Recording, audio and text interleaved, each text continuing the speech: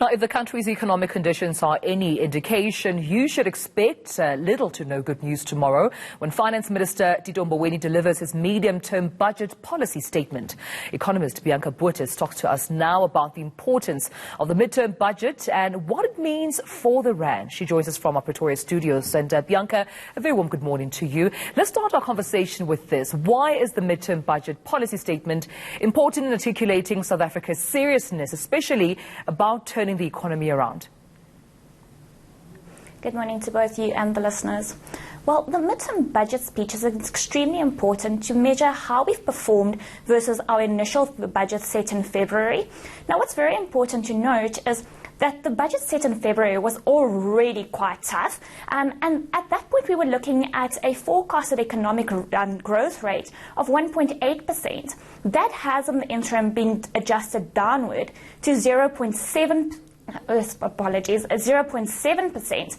And that is likely to impact negatively on the budget. We have seen Eskom deploy load shedding again in recent weeks, and that is going to put significant strain on the budget outcomes. Yeah, and I mentioned before in my intro that this obviously has an impact on the rand. We continuously show indicators of how the rand is also affected by different, global currencies. For this particular midterm budget speech, how would then it directly affect our currency? We haven't really seen it filter through to the local market as yet. Currently, we are still focusing on the anticipated federal interest rate cuts expected at the end of the month. However, I do think that leading up to that midterm budget speech tomorrow afternoon, and once it kicks off, we will actually start seeing the currency reacting to it.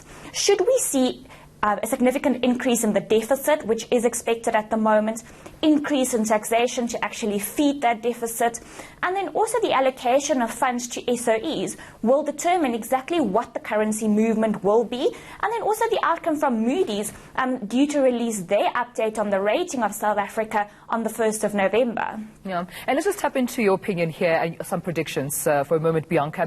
Finance Minister Tito Mboweni mentioned in his last address of, and I quote, an opportunity to take stock of the strides that we have taken in the year. What do you think is the verdict, or what do you think the verdict should we expect be tomorrow? I think that we can be cautiously optimistic about the verdict. I think that the governing party has done what they can do in order to supply some sort of policy certainty. We have Public Enterprises Minister Pravin Gordhan releasing the roadmap on Eskom today, which is really good just ahead of the budget speech. And this will give us an opportunity to see exactly what they have done to tackle these challenges head on. I'm also optimistic about the approach that Minister Tito Mboweni has taken, even though it's cost him some popularity among his political peers. We have seen him looking out for the interest of the economy first and not really paying too much attention to internal politics, internal criticism, and that to me is a very good sign. Yeah, and it brings me to my next question, where I wonder if you'd be optimistic as well when it comes to SARS. The country's revenue there take is clearly in trouble. Stats further reveal that by the end of August, revenue brought in for the 2019-2020 tax year stood at 37% target. Unemployment, on the other hand, sits at 29%, representing 6.7 million people. Should we expect any surprises as far as those stats are concerned?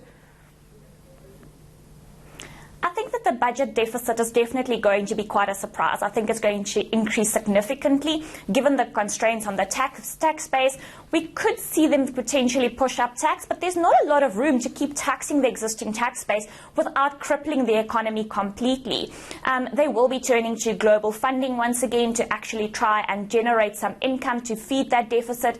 But from a SARS perspective, definitely looking at a tax base that is constrained, that is under pressure, and that is shrinking in a shrinking economy. All right, then. Well, thank you so much for your time. That was economist Bianca Boetes joining us with regards to the midterm budget speech expected from the Minister of Finance tomorrow.